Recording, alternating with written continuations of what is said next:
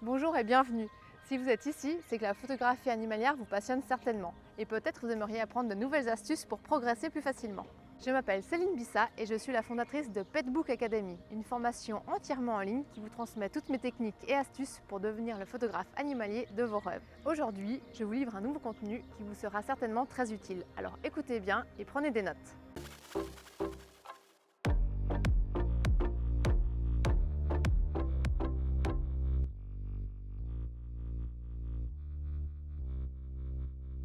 Aujourd'hui, je vais vous parler du matériel de base pour les photos d'animaux en studio. Alors, la base, c'est d'avoir deux trépieds et une barre pour le support de fond, plus des pinces. Alors évidemment, on peut installer aussi nos supports de fond contre le mur, mais c'est plus pratique d'avoir des trépieds et une barre pour y déplacer également chez les clients. Également pour les fonds. Alors, il y a les fonds tissu, papier et vinyle. Personnellement, j'utilise les fonds en tissu. Les animaux ne glissent pas dessus et puis ça se déplace facilement chez les clients. Et ça n'est pas déchirable, ce qui est pas mal avec les animaux. Les fonds papier, par contre, il y a plus de couleurs, également en fond vinyle, et plus de texture.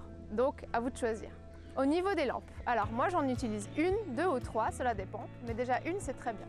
On peut prendre une lampe flash ou une lampe continue. Personnellement, j'utilise les flashs parce que ça me permet d'avoir une profondeur de champ plus large et de figer les animaux en mouvement. Mais bien sûr, parfois les animaux peuvent avoir peur des flashs, donc une lampe continue, c'est toujours bien. Finalement, on peut avoir aussi des accessoires, par exemple des jouets, des friandises, ou alors encore des petites malles, des valises, etc. pour accessoiriser les photos qu'on fait avec les animaux. Également, c'est important d'avoir des petits jouets qui font du bruit pour attirer l'attention de l'animal. Alors bien sûr, c'est toujours intéressant d'avoir quelqu'un en plus pour attirer l'attention de l'animal. Pourquoi?